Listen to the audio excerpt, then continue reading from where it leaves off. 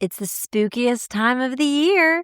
If you are looking for a fun and free way to engage your students this October leading up to Halloween, then you need to grab my free Halloween science resources for high school science teachers. I have created 4 themed activities for you. One is for biology, one for chemistry, one is for physics, and one is for anatomy. And each of these are activities that you can use with your high school students now through the end of the month leading up to Halloween. So be sure to grab those at itsnotrocketscienceclassroom.com/Halloween. One question I feel like I get asked a lot, and it's a question that I love to ask other teachers too, so I totally get it, is what is your cell phone policy? How do you handle cell phones? So I think it's worth taking the time to kind of articulate all of my thoughts on this in one place so I can always kind of point people to this as they ask, but also to let you know, like, you are not alone in this struggle. Cell phones are hard, and it's something that's going to continue to be a problem as we move forward, and it's kind of something that we have to deal with and decide what we're going to do with it. So in this episode, we're going to talk about it. I'm going to share 3 things I really think you need to consider when it comes down to having a cell phone policy, and then 2 different kind of ways I've approached this in the past, one at one school and one at another, and what worked and what didn't work for me. So let's get into it. This is Secondary Science Simplified, a podcast for secondary science teachers who want to engage their students and simplify their lives. I'm Rebecca Joyner from It's Not Rocket Science. As a high school science teacher turned curriculum writer, I am passionate about helping other science teachers love their jobs, serve their students, and do it all in only 40 hours a week. Are you ready to rock the time you spend in your classroom and actually have a life outside of it? You are in the right place, teacher friend. Let's get to today's episode.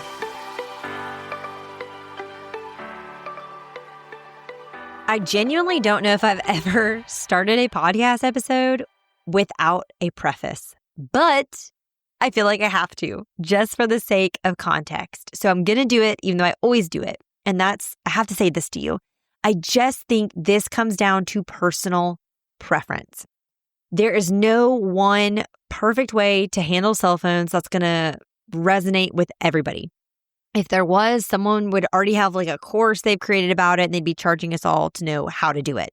So one thing I do recommend after you listen to this episode is I made a spreadsheet a few months ago where I organized all of my podcast episodes. Now that there's over 200, I organized them into concepts or like topics. So it's a Google spreadsheet, and each tab has a different topic on it.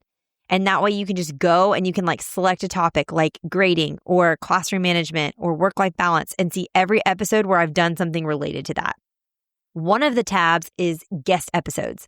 And I love this because it puts every guest interview I've ever done on there. And 90 to 95% of the guest interviews I do are with full-time high school science teachers. You know, there's been a middle school science teacher here or there, or like a counselor, someone who's not in a high school science teaching role. But in general, that's who I interview. And every time, I'm pretty sure every guest I've asked what your cell phone policy is, just because I'm curious. So if you want to listen to those, bit.ly, because I want to make it a nice short link, bit.ly/SSS podcast episodes, all lowercase, SSS for Secondary Science Simplified, podcast episodes. And then you can go to that guest tab and see all of those, okay? So that's going to give you a lot of different people's opinions, because you might find someone else has a more similar personality to you, and so their cell phone policy works better for you and your personality. I think, though, regardless of what you do and who you are, this all comes down to 3 things. It comes down to what you care about, what you have the capacity to enforce, and if you have a school-wide policy, and how much your school is going to support you. Okay, so let's talk through each of those. First, what you care about. Like, do cell phones bother you? That's the first question. And I'm assuming since you clicked on this episode, they probably bother you. But I still think it's worth asking. Back in episode 89, Casey O'Hearn, I will never forget talking to him. He's one of my favorite guest interviews I've ever done because he's so different from me, and I loved it. Like, I just love the way his brain works and approaches things, and just his like energy level. I'm like, I would have loved to have been a student in your classroom. And he just is unbothered by cell phones. And it was fascinating to me to hear him and how he handles it, how he speaks of it, and how like cell phones are not a problem in his classroom. It was fascinating. It's worth going to listen to that episode. It's all about classroom management with post-pandemic students. So there's a lot of great stuff in there, especially if you're like, I would love to hear someone very different from Rebecca speak. You would love him because he has so many different thoughts than me. And I just loved that conversation. And you can hear about his cell phone policy. Episode 89. There's no like moral right or wrongness here, I want to say, if cell phones bother you versus they don't. We all have things that we care about that other teachers don't and vice versa. Like, for instance, I do not care about pencil sharpening. Like, it bothers me zero for a student to get up in the middle of my class and go sharpen a pencil. And some of you may be thinking, how are they even using like old school pencils? Well, I'll tell you this. If students don't come to class with like a pen or mechanical pencil or whatever, I just always have like number 2 pencils and a beaker somewhere. And so they use those. But like, I'm unfazed by that interruption of noise. Like, I don't need them to wait for me to stop talking or ask permission. I'm like, go off. I'll just raise my voice. Like, I don't care. Kind of same thing for the bathroom. Like, I don't really care if you need to go to the bathroom. All I care about is like making sure if there was a fire, I know where everyone's located. So my bathroom policy was so simple. I literally had at the corner of my whiteboard, like the front right corner that was closest to the door, I just always had a marker right there and like a bathroom pass that was on like a little hook on the wall right there. Like, I just put like a command hook and there's a little bathroom pass because they had to have one in the hall that hung there. And I was just like, hey, if you need to go to the bathroom and the bathroom pass is hanging there, you're free to go. I just can only have one person out of the classroom at a time because I can't keep up with more people being gone. And I just would have them jot their name on the board. So write like Rebecca on the board, take the pass, go to the bathroom. When you come back, hang it back up, erase your name, go sit down. Then the next person who needs to go can get up and do it. Like, I'm not policing bathrooms. I'm not making sure you only leave my room 3 times in a quarter. Like, I'm just like not doing that. But also the expectation is like, if you choose to leave, you're going to have to like figure out what you missed when you get back. And it's not my problem that you left and you missed the instructions. Now you're confused, So I just kind of was like hands off with that because I don't care.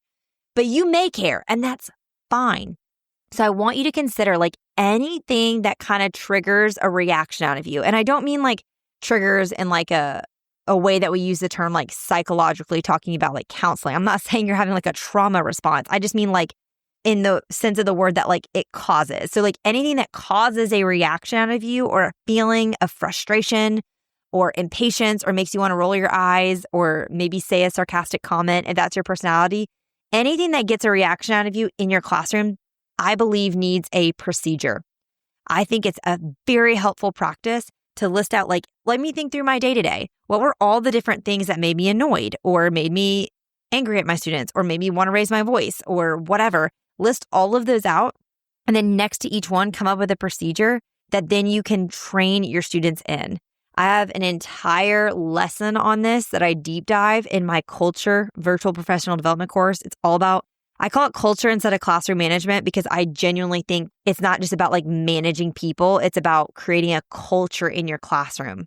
And I'm really passionate about this. So you can check that out. I'll link it in the show notes. But again, if it bothers you, we need a procedure for it. So if cell phones bother you, we need a procedure for it. If pencil sharpening bothers you, we need a procedure for it. If how your students clean up lab bothers you, then we need a procedure that they are going to have to clean up lab every time we do a lab. Okay? So we need a procedure for all the things we care about. Second, it matters the capacity that you have to enforce. What is your current capacity to enforce this? Because here is something I wish I could like trademark. Okay? Because this is like a sentence I've probably said 2,500 times on the internet. A procedure is only as effective as it is 1, clearly communicated, and 2, consistently reinforced. It's only as effective. So if you're like, well, my lab cleanup procedure is just not effective. Okay, well, how clearly have you communicated it? And how consistently have you reinforced this? And I saw this in my classroom and I see this in my home. Like I literally, y'all, had a conversation with my husband last night about a situation where I had been alone for several days with my children. He was out of town. And I was like getting angry about the same thing over and over. And it was one of my children not immediately obeying. So either waiting for me to ask this child to do something 3 to 4 times, it looked like this child ignoring their siblings when their siblings were saying something to them. Also, sometimes it wasn't just like ignoring me or ignoring a sibling. It was arguing with me before obeying, which again, I'm not like a dictator and expecting blind obedience in all things, but there are certain times like we're in a public place, we're in a street, there are safety concerns. We're like, I ask you to do something, it's all the way, right away with a cheerful heart. That's kind of our family policy, family procedure, if you will. But I had been very bad about consistently reinforcing this, especially as like the school year started. I gave a lot of grace on a lot of things. It was a big adjustment, like of course. But then, my husband had been traveling a lot more than normal. So I was alone a lot more. So there were just battles I didn't want to fight. And I was just kind of like letting it go. And like I perpetuated the problem because I did not have the capacity to enforce the procedure. And so we had this like talk about it because I don't want to be that way. I don't want to be angered at my children. I don't want to raise my voice to make them listen to me. And so we kind of had to do like a rewind and reteach, clearly communicate to our children. The expectation is all the way, right away with a cheerful heart. That is a joiner family expectation for obedience when we ask you to do something. And, mom and dad are never going to ask you to do something that we don't think like you should do. And obviously, y'all, there is a time and place for like questions, comments, concerns. But I'm just saying like this is a statement that transcends your classroom. Any human beings that you're responsible for. A procedure is only as effective as it is clearly communicated and consistently reinforced. So if you cannot do those things, it will not be effective, period. You can come up with the best cell phone policy ever. You can hear my policy in a little bit and say, I'm going to do that. But if you don't actually reinforce it consistently and hold the line, it's going to fail. That's something to consider here. And thirdly, you've got to consider if you have a school-wide policy and or how much will the school support you? This is critical to assess. I think school-wide policies can be incredibly effective. I just think the consistency is so nice. It just feels so fair. Like everyone's classroom, everyone's doing it, okay? I'm not the only one who's, fulfilling this requirement. But it's only effective school-wide if everyone's on board, again, consistent reinforcement, and if the school supports you in it and the admin or, the office staff at your school upholds their end of the bargain, whatever that may be with the implementation of it. I think a school-wide policy can really be terrible if they give you this policy but give you no support in execution and they just expect you to uphold it by yourself. And then other teachers are like, well, I'm not going to do it. And so then you're the only one. And then it's like, what are we even doing here? I do think, though, if you don't have a school-wide policy, there's potentially an opportunity here to ask your admin, like maybe in your next eval, like if you have quarterly evals or end of semester evals, just say, hey, like, I think this could be something that could serve all of us as teachers. If we had a policy that you guys helped us implement so that we could all kind of fight this cell phone battle together, I would love to partner with you in that. And that's a way that your admin can support you for free. I feel like so often it feels like we're always asking admin for money, for lab supplies, for curriculum, send us to some training, whatever. But there are so many ways our admin can support us for free. And this is one of them. So it's just something to consider. I will say too, like recently, our actual school district, which is a very large geographic district, there's a lot of schools. It's 60 miles from like me to like another school in my district. It's kind of crazy. It's a big geographical area in my opinion, because we have all this water, so you have to go around it. But like our whole district came up with a policy that they've implemented and they have clearly communicated it. Like I have a kindergartner and a second grader, and I've seen no less than 20 times some sort of correspondence from the school and district about this policy. So I feel like it's being really clearly communicated. I think it's cool that it's district-wide. So I think there's an opportunity potentially here. So that might be something to consider because it could help you if they hold up their end of the bargain. Now, all of that to say, let's talk now what has worked and what hasn't worked for me. Again, these are going to be 2 individual examples for you. If you want more examples of things you might want to choose to adopt for your classroom, check out the bit.ly/SSS podcast episodes. Go to that tab that has all the guest episodes and see what some of those other teachers have said. Start with episode 89, because I know for a fact we talked about this for a long time on that episode. So here is what has worked and what hasn't.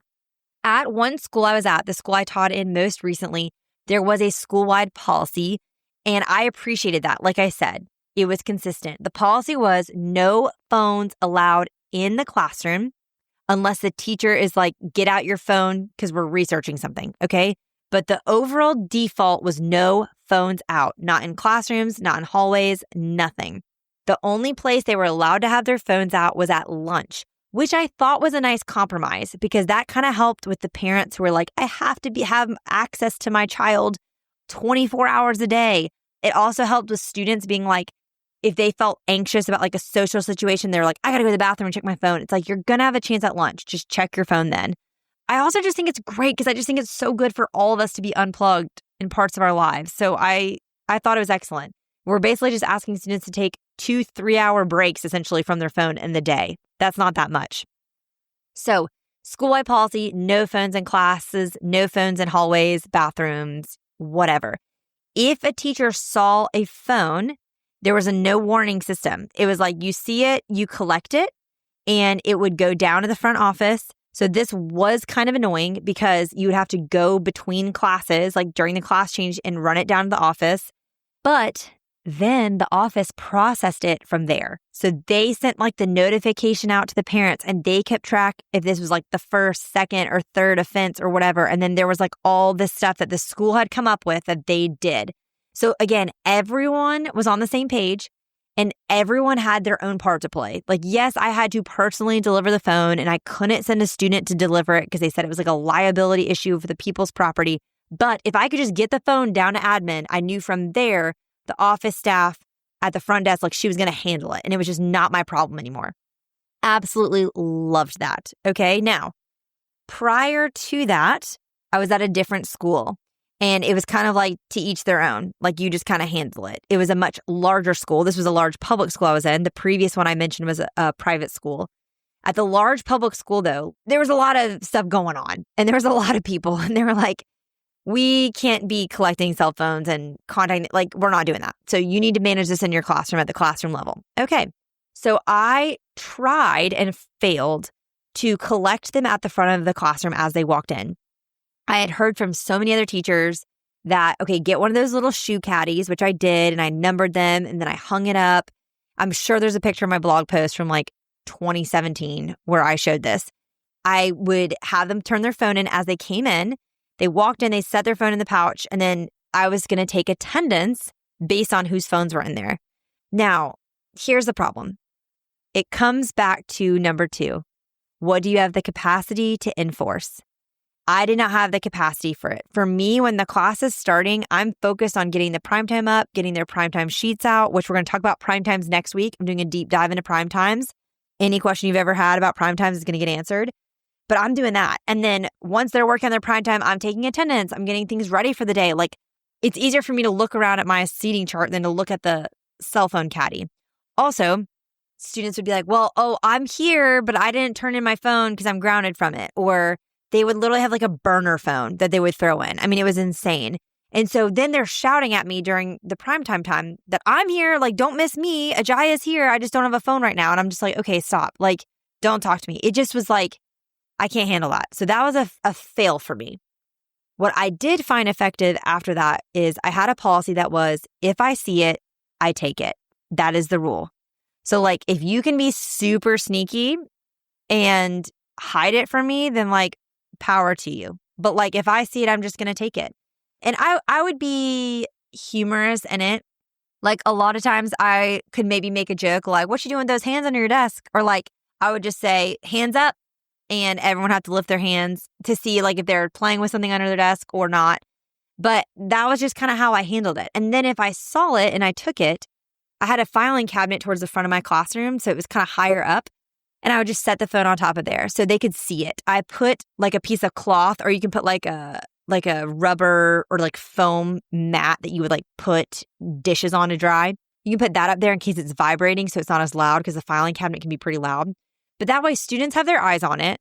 I found that I had some pretty rough students that did not like if it was like put in my desk or something, you know, but this way they can see it and then they just grab it on the way out. And it was just kind of like, hey, I just am not going to deal with this. So we're just going to put it up here. You can see it. You grab it on the way out. That's it. End of story. If it's consistently becoming a problem and it feels like every day or every week I'm having to do this, like I'm obviously going to reach out to your parents and say, hey, the phone's becoming a problem. But it just wasn't a battle that I was going to expend a lot of energy fighting. Again, I care about phones, but not enough to spend a lot of time fighting it. So that to me was a solution that really worked. But here's what I think, regardless of your cell phone policy that you choose, is the most effective way to deal with cell phones. Are you ready? I think what works best is keeping students so busy in your class, always doing something intentional with them so they know it's not just busy work, like we're actually doing legit stuff every day, that they didn't have time to look at their phones. Like there was just no time because we were doing stuff. That's why the bathroom was never really a big problem for me. Like my students didn't really want to go to the bathroom in my class because they knew they were going to miss something. They're like, they'll save their bathroom breaks for another class where they're not doing as much. So I think really keeping them going is really important. Episode 92 is all about having precise pacing and tight transitions. It was an episode I did in a classroom management series. And y'all, I mean, I cannot tell you how much of a difference that makes when your class is moving. There just isn't that downtime. Now, of course, you're thinking, well, what do you do then when they're doing independent work? You watch them like a hawk. You're monitoring, you're walking around. Like if you're trying to get stuff graded during that time, that's not really the time. The only thing I would ever really grade during class was prime times, and I can grade a set of 30 prime times in under 5 minutes. So I can just break that into chunks and do it in 1 minute increments. And even while I'm doing that, my answers are so easy to grade on the prime times that I'm still listening. I'm still looking around. I'm glancing. Like they just know that like I'm never not there. And I just think we disconnect in our class periods more than we think we do, and they take advantage of every time that we do. So watching them like a hawk is critical. The other thing I'll say that I think is really effective is not just keeping them super busy, because again, it's not just to like rush them or overwhelm them, but another thing I think I've found really effective in just my classroom management as a whole is not assigning homework. Episode 96 is all about why I stopped assigning homework. And it really like changed my entire class culture. But what I found was it was really like a bargaining chip. I would tell students at the beginning of the year, I will not assign homework in this class. Everything I ask you to do, there will be time built in class for you to do it. The only thing you'll be expected to do is come in for tutoring if you need extra help and study for your tests, which I will give you so much time in advance to know when they are. But because of that, that means this class time I have with you, this 50 minutes is my time. So I am going to protect my time in here so that you can have your time outside of here.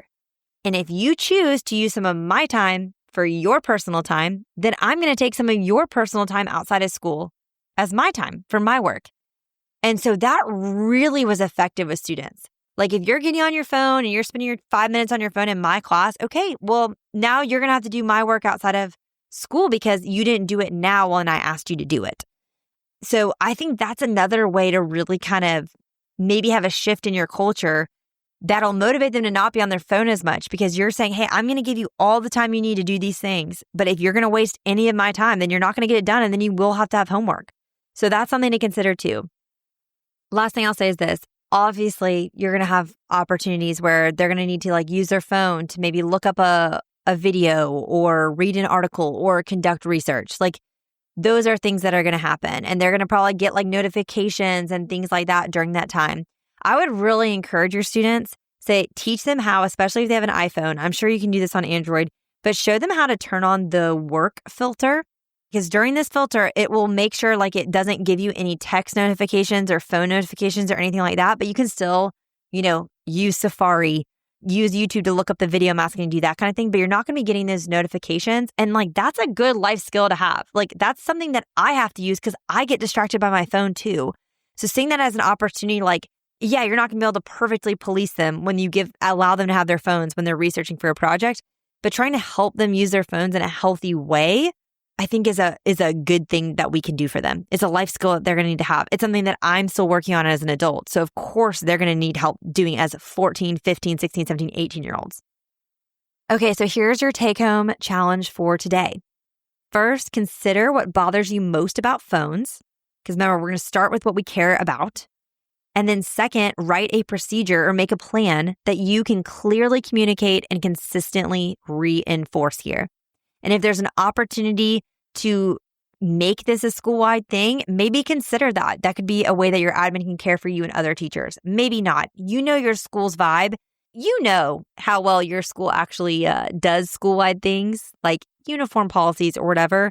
And so you might know that that's kind of a lost cause and this is something you need to deal with on your own. And if so, consider again, what will bother you most and what will you have the energy to actually enforce and go from there. And if you need more ideas, check out that bit.ly/SSS podcast episodes and go to the guest episodes tab and you can hear from other teachers what they do. And I'll also post on social media this week on my Instagram at It's Not Rocket Science. I'll post something and say like, hey, share your cell phone policy that you do. And maybe we can kind of crowdsource some ideas too, just so you can hear from other people, because I do think that is helpful. So I mentioned a lot of other podcast episodes like why I stopped assigning homework in episode 96 and precise pacing and tight transitions in episode 92 and that episode with Casey, 89, such a good one. So all of those are linked in the show notes at itsnotrocketscienceclassroom.com/episode 205. And if you haven't left a review today, I would love it if you would do that, especially if this is the first time you've ever heard me say that a procedure is only as effective as it is clearly communicated and consistently reinforced. If that's the first time you've heard me say that, I would love it if you leave a review today. All right, teacher friends, that wraps up today's episode. If you're looking for an easy way to start simplifying your life as a secondary science teacher, head to itsnotrocketscienceclassroom.com/challenge to grab your classroom reset challenge. And guess what? It's totally free. Thanks so much for tuning in, and I'll see you here next week. Until then, I'll be rooting for you, teacher friend.